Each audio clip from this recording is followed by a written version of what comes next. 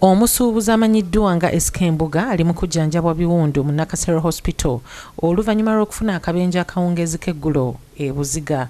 Kigambibwa Mbuga yabadde akakomawo okuva e South Africa n'abako pikipiki gye yayagadde okugula ku musuubuzi munne n'agimusaba agigezese ng'olwabadde okugivuga yamulemeredde kwe kugibuukako n'emugwira n'afuna ebisago eby'amaanyi ku magulu.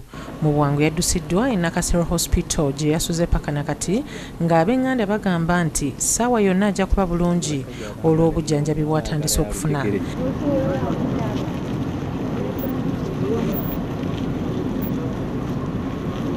Nga omumanyi ebyekivubuka yagulayo pikipiki eyasooka n'agula ey'okubiri kati abadde ku road test for the second motorcycle n'afuna accident wano e Buziga naye engeri gy'abadde fast was a little bit fast emukubye n'emmenya amagulu abiri n'emuleetako n'essika wano ku kyenyi naye tekiri amuntu kitiisa nnyo nti alibubi kuba atwaliddwa mu ddwaliro e Nakasero tali mu mbeera mbi general ayogera n'okwogera naye just nti amagulu go gamenyese kuba abadde fast. So bino ebintu bye bagenze bawanika ku mikutu egyo bannange mubeeremu amagezi n'obwongo muyina abantu abalala be mulumya emitima ekitegeera ffe abantu abamu omuntu tukolagana naye tubeera naye tumanyi bingi era tutuukidde mu budde okulaba nti embeera ekola ki edda muki mu nteeko naye nga kyekakasa eggwanga esikaali ki ali bulungi tewali buki tewali. SK Mbuga amanyiddwa nga alina ebyuma ebyakabi mu kibuga omuli Rolls Royce, Ferrari, Range Rovers, Jeep, Cherokee n'endala nnyingi. Abavuga pikipiki ennene eziri mu kika kya 125cc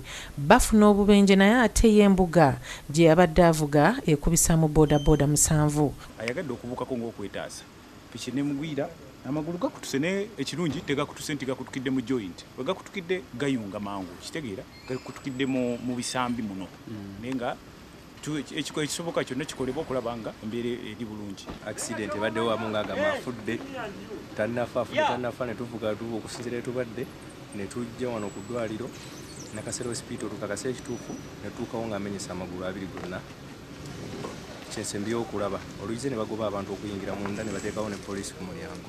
We twogerera abantu abamu tebasobodde kutuuka ku ddwaliro olw'obukuumi obuteereddwawo.